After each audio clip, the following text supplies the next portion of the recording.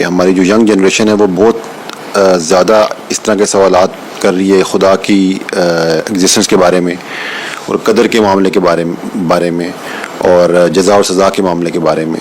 اور یہ ہم دیکھ رہے ہیں کہ یہ ایک طوفان ہے جو کہ ہماری یوتھ کے اندر برپا ہے. پہلے تو ہم اکا دکا کوئی اس طرح کا کیس دیکھتے تھے, لیکن اب پوری کی پوری آرگنائزیشن بن چکی ہیں, ایسوسیشن بن چکی ہیں. پاکستان ایتھیسٹ ایسوسیشن میرے خیال میں اس کی 1 ملین کے قریب کچھ فالوورز ہیں. تو اس دروازہ کیوں کھلا ان سوالوں کا, اور ایسی ہم سے کیا غلطی ہوئی ہے کہ ہماری جنریشن یہ سوال کر رہی ہے؟ ان کا سوال کرنا غلط بھی نہیں ہے, ہم ان سوالوں کے جواب کیسے دیں, اور ایسا ہم نے کیا غلط کیا جس کی وجہ سے ان کے اندر یہ سوچ پیدا ہو رہی ہے؟ اس کے بارے میں آپ تفصیلاً ذرا بتائیں. اس کا بہت آسان سا جواب ہے کہ یہ سارے سوال جو بچے پوچھ رہے ہیں آج کل وہ فطری سوال ہیں. پہلے بھی بچے یہی سوال پوچھتے تھے, مگر پہلے ماں باپ کو ان کے جواب آتے تھے.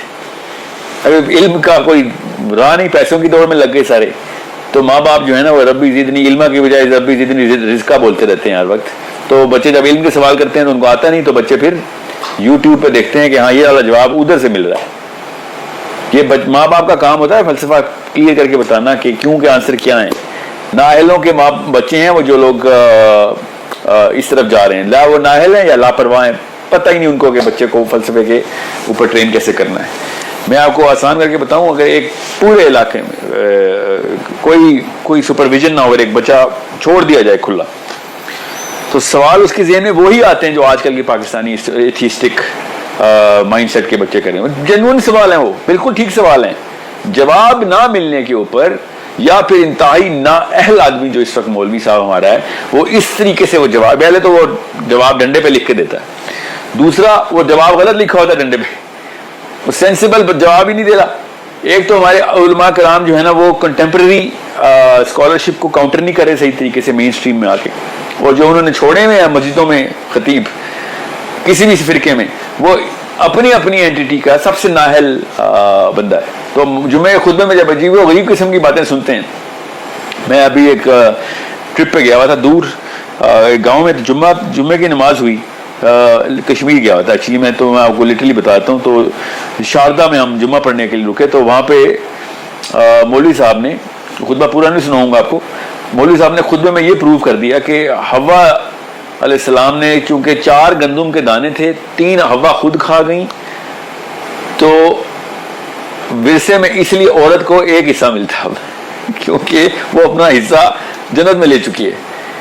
یہ حالات ہوں اگر پاکستان میں مسجد کے خطیبوں کے, تو ان کے بچوں نے جب یوٹیوب دیکھنی ہے تو وہاں پہ دیکھنا ہے کہ فائن مین اور Brian Greene and Neil deGrasse اس طرح کے سوال کریں, اور ہمارے جو عالم صاحب ہیں وہ اس وقت بتا دیں کہ جا کے عورتوں کو ڈنڈے مارو کیونکہ انہوں نے اوپر حصہ کھا لیا ہمارا, 2 دانے بانٹے نہیں, 3 حصے خود کھا گئی, تو اس لیے ان کو دنیا میں سزائیں دو. تو ظاہر ڈسوننس کریٹ ہو جائے گی. نااہلوں کے ہاں اس طرح کے مسائل عمومی ہیں. یہ سوال اتنے فطری ہیں کہ ابو حنیفہ بھی ان کے جواب دے رہے تھے, شافعی ان کے جواب دے رہے تھے. مامون رشید کے دور میں جعفر صادق نے جو مناظرے کیے ہیں دہریوں کے, مامون رشید کے دور میں کہاں سے آ گئے جعفر صادق, مامون رشید کے دور کے جو علماء ہیں وہ بھی دہریوں کے مناظرے ہوتے رہے, مگر پچھلے 800 سال کی ہسٹری میں تو دہریوں کے سوال ہمارے پاس ہیں. پچھلے 800 دہریوں نے اللہ کے نبی علیہ السلام سے بھی سوال کیے ہیں. سو دیر از سو مچ ہسٹری. اس کا مطلب ہے ہمارے بچے پہلی دفعہ کوئی نئے سوال نہیں لے آئے, یا پھر ریچرڈ ڈاکنز کا کوئی کام نہیں ہے اس میں. It is not something new and it is not something which is going to happen for the last time now. یہ ہمارے institution of the masjid is weak, institution of the house is even weaker. That's why ماں باپ بالکل بس لڑکی کی روٹی گول پکانی آ گئی ہے تو شادی کی کوالیفیکیشن ہے. لڑکے نے اگر 20,000 روپے 50,000 روپے تنخواہ لینی شروع کر دی تو شادی کی کوالیفیکیشن ہے. تو شادی اس طرح کی کوالیفیکیشن پہ ہوگی تو بچے پھر پاکستان ایتھیسٹک ایسوسیشن کے فاؤنڈر ہی بنیں گے. اچھا, یہ بات تو آپ کی سمجھ میں آ گئی کہ یہ سوال شروع سے ہی لوگوں کے ذہن میں آتے رہے ہیں, حضور صلی اللہ علیہ وسلم کے دور میں بھی تھے. لیکن میرے سوال کا دوسرا ایسا تھا کہ ہم اس کو کیسے روک سکتے ہیں. ایک تو یہ طریقہ کار ہو سکتا ہے کہ ان سوالوں کے لاجیکل, ابراہیم کے دور میں بھی تھے جی, ایک تو یہ طریقہ کار ہو سکتا ہے کہ ہم سب لوگوں کو انٹلیکچولی سیٹسفائی کریں, ٹھیک ہے. لیکن اس میں ایک مسئلہ یہ ہے کہ ایک شخص کے ذہن میں جو کہ سوچنے والے ذہن، ظاہری بات ہے جو سوال کرتے ہیں سوچنے والے ذہن ہوتے ہیں، کوئی عمومی سطح کے اس طرح کے لوگ نہیں ہوتے، سوچتے ہیں تو یہ سوال کرتے ہیں. وہ سوال بھی کرتا ہے لیکن اس کو پھر ایسا پلیٹ فارم بھی مل جاتا ہے جس کے ذریعے وہ ان لوگوں کو جن کے ذہن میں سوال نہیں ہوتے ان کے دماغ میں بھی سوال ڈال دیتے ہیں. اب یہ ان کی جو اسٹرینتھ میں اضافہ ہو گیا، ٹھیک ہے، کیونکہ وہ جس طرح کہ آپ نے کہتے ہیں ہائرارکی میں جو زیادہ تر لوگ ہوتے ہیں وہ فالو کرتے ہیں. تو اگر آپ دہریت کو پروموٹ کریں گے یا ایتھیزم کو پروموٹ کریں گے تو سوچ گیں گے ہاں سوال تو ٹھیک ہے بھائی، اللہ تعالیٰ نے کیوں بنایا، جزا سزا کیوں ہے، قدر کا معاملہ کیوں ہے. اب وہ پھر ایک قسم کا سوڈو ایتھیسٹ بن جاتا ہے. تو اس کو روکنے کے لیے کیا ہمیں ان سب کو انٹلیکچولی سیٹسفائی کرنا چاہیے، یا میرے ذہن میں جو دوسری بات آتی ہے کہ اللہ تعالیٰ نے دین اسلام کو قائم کرنے کی بات کی ہے، تو جب اگر ایک جگہ پہ ریاست میں اسلام قائم ہوگا تو کم از کم وہاں پر ان لوگوں کو پروپوگیٹ کرنے کی اجازت، ان کو جواب دیں جو سوال کرنے والا ہے، لیکن ان کو دہریت پھیلانے کی اجازت نہ ملے. تو اس کو روکنے کا صحیح طریقہ کیا ہے؟ یا پیرلل میں دونوں کام کرنے، انٹلیکچوئل سیٹسفیکشن، لاجیکل آرگیومنٹ، قرآن کے ریفرنسز، ٹھیک ہے، دلیل، یا دوسرا کام ساتھ یہ بھی ہونا چاہیے کہ یہ کم از کم پروموٹ تو نہ کر سکے نا اس فالس عقیدے کو، عوام کو بھٹکائے نہ. بات درست کی آپ نے کہ دین نافذ تو کرنا پڑے گا، یہ معاملہ خود ہی ختم ہو جائے گا دین نافذ ہوتا. مگر ہمارے پاس اینڈ آف ٹائمز کی حدیث موجود ہیں، ہم نے ابھی اگلے کچھ سالوں تک تو کوئی دین نافذ کرنے کا معاملہ نہیں نظر آتا. تو جو رہی بات باقی کا جو ہائرارکیکل میٹرکس ہے وہ پروپیگنڈا یہ پھیلا ہی رہا ہے، تو ظاہر ہے پھر ہم تک پہنچے گا تو آگے سے کوئی روک تھام کے بھی کوئی وہ نہیں ہے.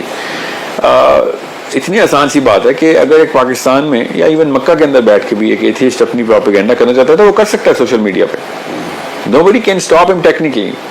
پولیٹیکل انفورسمنٹ ہوگی تو وہ کوئی پراکسی لگا کے کسی اور وی پی این کے تھرو، کسی انٹرنیشنل ویب سائٹ کے تھرو یا چینل کے تھرو چلا لے گا اپنا کام. So it is not something that is a mistake we can just pin to somebody in particular. میں صرف ماں اور باپ کے اوپر ہی ہر مسٹیک کو پن اس لیے کرتا ہوں کیونکہ یہ رجحان ہوتا ہے نا، رجحان یہ مومنٹم سے ہوا پکڑتا ہے. وہ مومنٹم گھر میں توڑنا پڑتا ہے. کیسے؟ ہنگر آف انٹلیکچولیزم بچپن سے سیٹسفائی کی جا رہی ہو، وہ والی کانسیپٹس کھول کے بیان کیے جا رہے ہوں جو کہ باہر ایول اپنے طور پہ کھول کے بیان کر رہا ہے. میں نے کئی دفعہ کہا ہے کہ اگر ایک بندے کو اور ایک خاتون کو 30 سال بعد کے دنیا کے پولیٹیکل اور تھیولوجیکل ایشوز کا نہیں پتا تو ابھی شادی کی عمر نہیں ہوئی آپ کی، آپ بچہ نہیں پیدا کریں گے. سوری، اب ہمارے دور میں جتنا بھی ایتھیسٹک معاملہ ہے، جو بھی آگ پکڑی ہے، یہ 50s کی جنریشن کو اس بات میں پتا ہونا چاہیے تھا کہ آگے جا کے کس لیول پہ معاملہ خراب ہو سکتا ہے. نا ابھی غیب کے نہیں جانتے ہیں فیوچر کا، مگر پیٹرن انالیسس تو ہمارا کام ہے. ہم بچوں کی پرورش کرتے ہیں کس بیس کے اوپر ہیں؟ اپنے دور کے لیے کرتے ہیں. میرے بیٹے نے میرے دور کا وقت تو نہیں دیکھنا، اس نے اپنے دور کا وقت دیکھنا ہے. میرا کام ہر وقت اگلے دور کے اوپر نگاہ رکھنا ہے. اس کی پریپریشن ابھی سے کر کے دوں. ابھی ایتھیزم کا دور ہے، آگے دیکھتے ہیں کیا آئے گا. ابھی دیکھتے ہیں، open the workshops inside your house and try and draw a lot of patterns کہ میں نے اپنے بچوں کی تربیت میں کیا کیسی چیز ڈالنی ہے جو اس کو آخرت میں نقصان دیں گی، جو کہ دنیا میں پھیلی ہوئی. If we are not prepared to do that, sorry, we are not licensed. We shouldn't be licensed to get married. ہم اپنی تو عاقبت تباہ کر ہی رہے ہیں، بچوں کو تو ہم نے پوری طریقے سے دوزخ میں دھکیل لیا ہوگا. So it's the duty of your father and your mother. دوسرا جو پیرلل انسٹیٹیوشن ہے وہ دین کا آپ نے کہا، تو وہ مسجد کا نظام ہے. جمعہ تو پڑھنے جاتا ہی ہے مسجد میں، اگر وہ 5 نمازیں نہیں بھی پڑھتا مسجد میں، اور باقی کی 5 نمازوں کو کوئی فائدہ نہیں ہے ان ٹرمز آف